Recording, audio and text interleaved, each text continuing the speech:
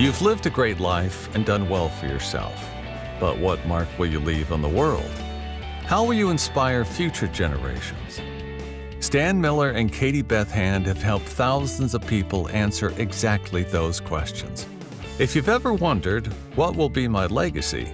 You're in the right place. Welcome to the Your Life, Your Legacy podcast. Now, here are your hosts, Stan and Katie Beth.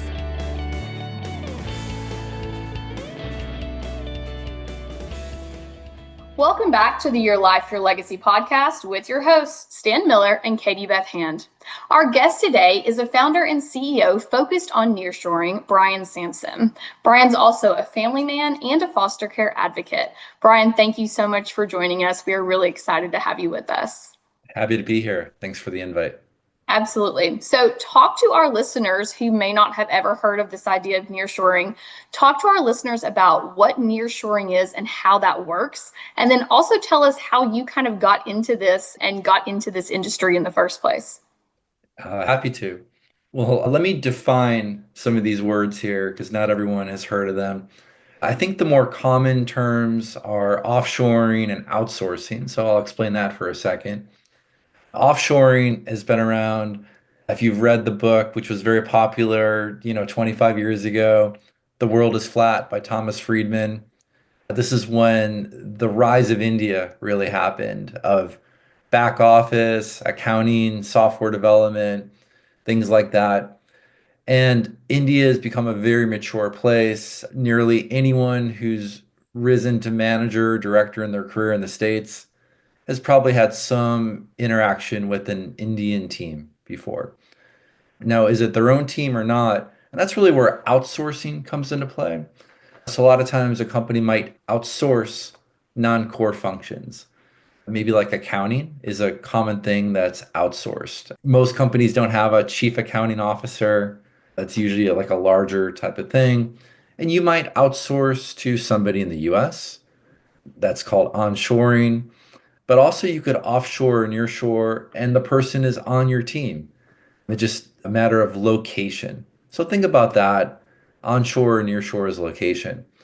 The key differentiator with offshoring and nearshoring is offshore is over an ocean, onshore is not. So it's really time zone. Offshore has a lot of benefits. Generally, the biggest driver for anyone, I'm sorry, 1 second, my dog's barking. You're fine. Now it's me there. Generally, the biggest driver for offshoring is cost, but you sacrifice time zone often. It's kind of like follow the sun model. You throw work over the ocean, at the end of the day, you hope to come back in the morning and all that work is done. Nearshoring, a little bit more expensive, same time zone. So for the US, nearshoring is Latin America. If you're in Asia, you might be, for example, in Australia, and nearshoring work to the Philippines, where in the US, it's offshoring work to the Philippines. And the reason why a company might nearshore is they want real-time collaboration. So they want to be able to talk on Slack and hop on a quick video or WhatsApp call or text and just work almost like if you were in New York and your team member was in Florida, you're in New York and your team member is in Argentina, it's almost the same thing. And how I got started on this journey. So I started my entrepreneurship journey the same time I started my nearshoring journey. This was in 2015. And I'm a Midwest guy, but was living in California for a few years. I was in San Francisco. And, after 5 or so years of kind of building my confidence that I could finally be an entrepreneur, I did it the safer road. I ended up raising some capital. So my first entrepreneurship opportunity, I raised about $2 million in funding. And that felt like a big amount of money for a Midwest kid. But in San Francisco, that gets you, maybe an office space and some avocado toast. So it doesn't get you very far. Right. So we decided to put our sales team in San Francisco. And the world was kind of our oyster. Where do we want to put our engineering team? And we landed on Argentina. So I ended up, I didn't have any kids yet at the time. I came home one day, told my wife, hey, so you want to move to Argentina for a little while? And she's like, what, where? She had to look it up on the map, find out where it was. And we ended up living in Buenos Aires for about a year and immersed in it. You know, Not bad duty, by the way. no, it's a beautiful place, tree-lined streets, Parisian architecture. In my opinion, the greatest steak and wine in the world, especially if Yeah, you like right. Malbec. We had the chance to travel extensively, Patagonia, Mendoza, Buenos Aires, of course, Tandil, which is world famous for salami. But we also experienced the volatility of it. This is a place with enormous, unpredictable inflation, government institutions. Now, under Malay, things look optimistic, but I mean, we're talking decades and decades of government mismanagement. So there's a lot of volatility, labor strikes, all sorts of things. But anyway, long story short, learn how to kind of manage this and understand this and recognize that in volatility and chaos lies upside. So if you can make sense of this where others can't, that's enormous arbitrage. So to kind of bring this together, I've been in the nearshoring world now for 10 years. It's really been what I care deeply about. I've started 3 different companies. All have gone from 0 to $4 million in revenue. And they're relying on nearshore, great talent on my time zone at a reasonable price.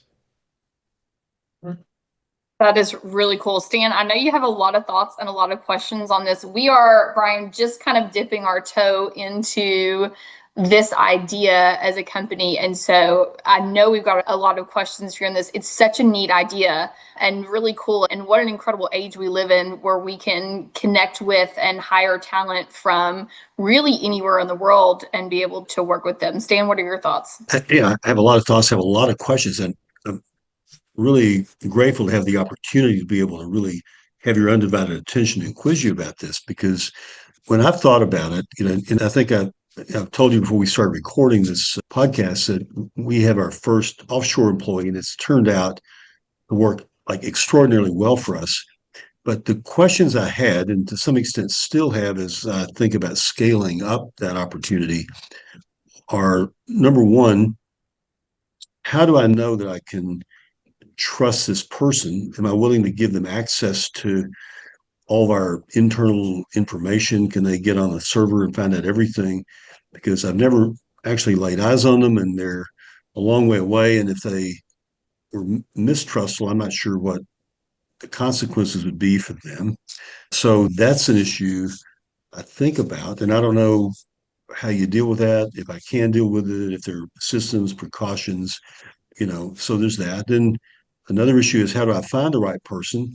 And you may tell me that you've done this for a long time and there actually is a process for how you find the right talent. And then the third issue, I'll put that out. You can deal with these however you want, is the language barrier issue, the accent. I think there are, if I'm going to have a team member that has a serious accent where it's difficult for our clients to understand them, I think that would be, a real barrier. There are other positions in probably every organization where that doesn't really matter. They're not really, client or customer facing, but that's got to be an issue.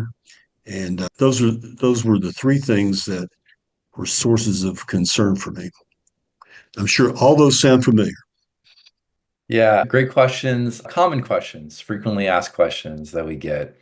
So first, I'll talk about maybe the security concern. Now, if you follow the State Department, there are countries that are riskier than others, right? So, you might look at like a continuum of safe countries versus risky countries. Right now in 2025, countries like Iran and Russia and China are probably on one extreme. Countries like Canada, and the UK might be on the other extreme. Right. So Latin America actually lies a lot closer to UK and Canada than it does on the risky side. And there's really two aspects of that. The first are things like IP protection laws, which very much mirror what we have in the States. The second is how you structure it. In some cases, you may want to have your own team members. In other cases, you might have an agency.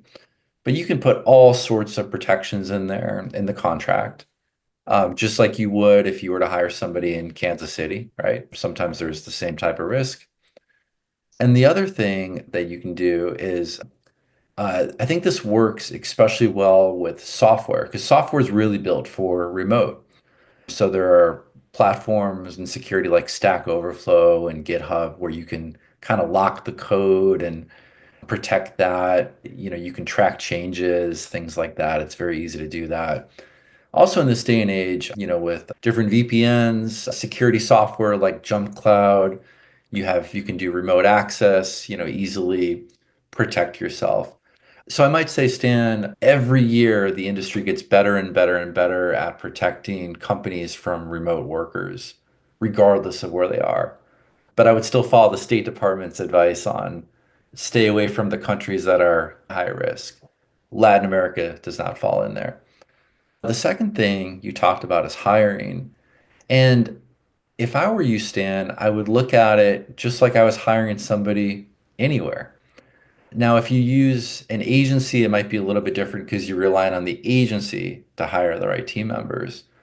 But in this day and age, you can hire your own people. And there are plenty of sites out there. I will share a little bit about my company Plug, but Sure. for a lot of your listeners, DIY, do it yourself, is perfectly fine. In fact, I might even recommend your first or second hire is a DIY. There are sites like Upwork, there are sites like Fiverr. You can go on a platform, create your job description just like you might do it if you're hiring in the States and put it on Indeed or somewhere else or LinkedIn. You get your applicants, you design your hiring process. I think it's really good to not only do your standard interview and behavioral questions and things like that, but also do some sort of job test. And personally, I like to do like a mini take-home assignment, and then the candidate will present it when we do the live interview. And then I'll ask a few manipulation questions. And I mean manipulation in terms of we kind of change the case study a little bit on the fly to see if they really produce the work themselves and they can think on their feet and they're creative thinkers. I wanted to lean into one thing though, that this is the definitive, most powerful reason why I nearshore. And I think this will hopefully energize some of your listeners on why nearshoring has been the biggest game changer for me. Earlier on, I talked about cost savings. You'll generally save about 40%. That's great. Nearshoring is the same time zone. That's a beautiful advantage to be able to collaborate. But the number one reason why I nearshore is because Latin America, for the most part, is a messy, chaotic place. But it's not the fault of the individual, it's the fault of the government and institutions. So for us, remember 2 years ago when inflation was like 10, 15, 20%, and everyone was freaking out? Mhm. Imagine being in a country where it's so unpredictable that they have to have the menus printed in chalk so they can erase it, like during the day, even. Or there's stories about people going to like the equivalent of a Home Depot to buy a tool, and the price changes from the time they grab it off the shelf to the time they get into queue, at the checkout line. Now, that sounds like a crazy place to live, but think about what that does for the population. It makes them adaptable, flexible, calm under chaos, creative, really good at problem solving. You tell me what person leading an organization would not want a team member that's calm under pressure, creative, can problem solve, think on their feet, find interesting workarounds? You tell me you find somebody who doesn't want that, so that has been the reason why I've just kept going back and back and back to the well in Latin America. And not all Latin America is the same. We've got a blanket quilt of different countries and different nuances.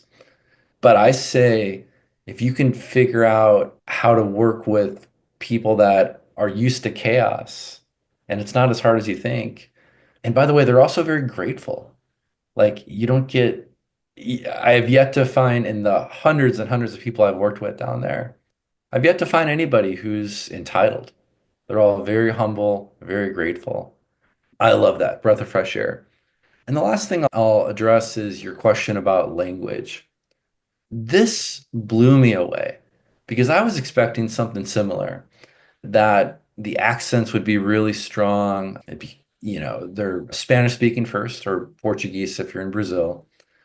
Now, I'm not going to make a blanket statement that says, everybody has unaccented English, but because of some of the turmoil in Latin America, again, bouncing off this past idea, is really talented people are encouraged to provide their services to US companies. And the most prominent factor in them increasing their pay is actually not the technical skill. It's not running Google ads if you're a marketer or coding if you're a software engineer. It's actually English fluency, and they recognize that. So there's this massive driver for them to speak with unaccented, clean, clear, American style English, and they get the colloquialism. So if you told somebody to take a hike, they're not grabbing their backpack and going for the trail. They understand slang, they understand, different things. And the other thing that I learned, they're watching the same Netflix shows that we are in English. Mhm. So they understand the culture, they understand the mannerisms, the sayings. And this is huge because what I haven't talked about yet is the rise of the call center in Latin America. And this is Central America. Central America is much more, minus Costa Rica, which is more developed. The rest of Central America, El Salvador, Honduras, Nicaragua, is still developing, but that means cost of labor is significantly lower, and it's almost on par with the Philippines. But what I've come across, now this is my personal experience, is that the call centers in the Philippines, and the Philippines have kind of become like the call center of the world. You call United Airlines or anywhere else, you're probably connected to the Philippines. It's a very scripted, English is obviously prevalent, it's a first language, but it's kind of a scripted conversation. If the conversation detours, you can almost feel the rep panic because they're not quite able to maneuver that conversation. Not the case in Central America. They're used to unscripted conversations. So I think that's why if you're only focused on price, I will absolutely refer you to Asia. If you're a little more focused on quality of conversations, unaccented, easy English language conversations, this is the rise of Latin America. The 2020s are really the decade for Latin America. Yeah, and when you say Latin America, you're talking about Argentina, right? Colombia. Where else? Yeah, I mean, this is really Mexico South. Hmm, okay. Talk about cost. I know there is a cost advantage generally, right? And I'd like for you to talk about that and then compare that to Asia, compare that to, say, Eastern Europe and maybe other places I haven't thought about. Yeah, sure. Eastern Europe is a really interesting place, especially for technical skills. Unfortunately, with what's happening in the world, a lot of those opportunities have moved to Latin America. War is just kind of an unstable place today. But I would say software engineers is really the dominant skill set people might look to, especially places like Ukraine for. Again, just these opportunities are moving, to Latin America. From a cost basis, Eastern Europe is pretty comparable to Latin America. I'd say the new low price place is Africa, but that's very much just starting to take off. You've got countries like Nigeria with, predominant English speakers, but every country's got to start somewhere and they're just getting their feet wet, in this world. Now, to address your question, Claire, on price, and we'll talk some real numbers here. Mm-hmm. So let's say you've got a role for a software developer, maybe in San Francisco, higher cost place. This is where you'll see the most arbitrage opportunity. So you're unlikely to find a software developer for under $150,000 in San Francisco. And a lot of that has to do with the cost of living is just so crazy. But you're usually, in the 200s, 300s. Now, I'm not going to Latin America to hire a junior developer. Nobody is. None of my clients want that.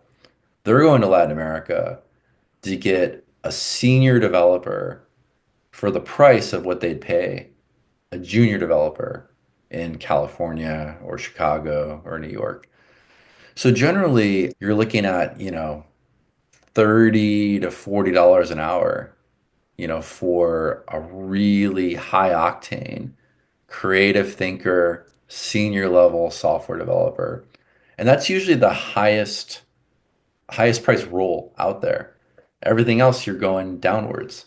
Think marketing, customer service, it just keeps getting lower and lower. So comparatively, you're about 40% lower at a minimum if you go to Latin America. Now, if you look at Asia, especially Southeast Asia, Vietnam, Philippines, so forth, even bigger, 60, 70, 80%. So what companies are starting to look at now is every decision you make in business has some sort of trade. So it's not like the cost is zero in Southeast Asia. The cost is, call it $6 an hour or $8 an hour or something like that for labor. And then maybe the comparison is $12 an hour to get the person to Mexico. So are you getting a bigger benefit than the $4 an hour cost savings, right? So for example, that person in Mexico might be 3 times better because you can work with them during the day. The English is conversational. They're used to thinking on their feet, problem solving. But the same person in Asia might be $8 an hour, but you don't get those other benefits. So then you're looking at marginal cost, marginal benefit, and that's where the arbitrage comes into play. Yeah. And then I guess Very there's cool. also the issue of employee benefits, right? So you don't have that extra added payroll burden typically, right? Yeah, so there's two different ways to work with Latin America. You could set up an entity and do local currency, local benefits, and different countries have different nuances. Often in Latin America, you'll have something called aguinaldo, which is like a fancy way to say your 13th month salary. So everyone gets like a special bonus in December that's equivalent to 1 month extra salary or healthcare, so forth. But it's actually not too different from what we call the burden or the load of hiring a US employee. So you hire somebody on a W-2 basis, you're probably factoring 25 to 30% extra, of the employer cost. And very similar to Latin America, it just different type of benefits, holidays and so forth. I will say that, and we've seen this a lot with my company, Plug Technologies, is that generally speaking, more and more of the talent wants to work as contractors, as consultants, because they think the bigger upside for them is cash rather than the benefits. They'd prefer to get paid in US dollars, get paid for the hours that they work. That back to marginal benefit, marginal cost, that's a better value for them. For example, there are some benefits where, like in Mexico, you need the W-2 early in your career because you get a housing benefit, like to buy your first house. But, let's say you're 15 years in your career, you've probably long ago exercised that benefit. So you don't need to be tied to the pension system and housing benefits and stuff anymore. You've already used it. You can use it one time. Now you want to maximize your cash. So it works out for us because we're looking for, and our clients are looking for senior level talent. So my sense is that these nearshore employees actually get paid pretty well in comparison to what they would be paid if they were working locally for a local company, right? I think that's a really great point that you're making because sometimes the quick reaction is exploitation. Are we exploiting this labor? I can't think of a single time we've paid somebody less than what they'd make locally. It's often more and usually significantly more. So it improves the cost of life, their quality of life goes up, and the company that's leveraging them often saves money too. So it's a win-win all around. Right. That's great. Talk to us a little bit before we run out of time. Talk to us a little bit about the Nearshore Café podcast. It surprised me that you had a podcast, and then I checked it out and was really impressed. So tell our listeners a little bit about the podcast, what you guys talk about, and what they can expect from listening. Yeah, thanks for asking, Katie. So we started this podcast about 2 years ago. We're 65 episodes in. And post-COVID, there was a huge kind of gold rush for Latin America because companies realized remote worked, but they wanted time zone. They wanted same time zone. So all of a sudden, there's millions and millions of blog posts about why nearshoring is great. But I noticed this lack of kind of story and anecdote type content, like the real stories of companies that tried the nearshore. And I also wanted to highlight some of the actual people in Latin America. So on this podcast, we've had, say, like VPs of software engineering from Chicago that built a team in Argentina or Peru or Colombia and how they did it and how they figured out hardware and customs and currency and all this stuff. And at the same time, we've had like venture capitalists from Lima, Peru, and fintech entrepreneurs from Buenos Aires, and IT project managers from Mexico City, and what it's like in their shoes, and gives people like a real taste of, to Stan's earlier question about language, real examples of them, speaking cleanly, clearly, easily, and kind of validating the talent. So it's been really fun for me because I've gotten the chance to hear a lot of great stories and be able to share those stories to a wider audience. I love that. That sounds really interesting and really exciting. And I know for you, Stan, you'll love to listen because this is an interesting idea for you anyway, and you love to travel. So kind of all hitting all of the high points on that. All right, before we run out of time, we're going to do a very quick topic change. I'm sure this could be its own podcast at some point. But aside from all of this really cool nearshore work that you do, you are also a family man, and then you and your wife are interested in foster care and involved with foster care. So tell us a little bit about the work that you do with that. Yeah, I really appreciate what you guys are doing with this podcast because I think so often the temptation is to wait until you get rich or you retire to start giving back. And, this is something that we wanted to start early. But how foster care came up to us, it was kind of by happenstance. This is like right before COVID. My wife and I were in church, and here in Oahu, Hawaii, we had a guest speaker from a nearby foster care organization came by and just started sharing about these kids. And wow, I learned about this whole world of 440,000 foster kids right now in the States. Hawaii can be especially hit hard. There's a lot of the beautiful tropical paradise, touristy, but there's also a lot of rough areas with drugs and all sorts of stuff. So anyway, we went through the whole licensing process, and my wife and I, kind of looked at each other like, if we don't do it, who's going to do it? We've got the resources, we've got the time, we've got the energy. And I won't lie, it was not the easiest thing I've ever done. But I will say, like everything in life, the hardest things are the ones that are most worth it. So we took in a little 6-month girl who had all the disadvantages, of a drug addicted and homeless birth mom who had been in and out of prison and no prenatal care. And this little girl, needed hip surgeries and all sorts of things. But we fostered her for 2 years. And it's a wild ride because foster care feels temporary until it's not. So you never really know, are we going to lose this girl back to her birth mom? And, you have this altruism at the beginning.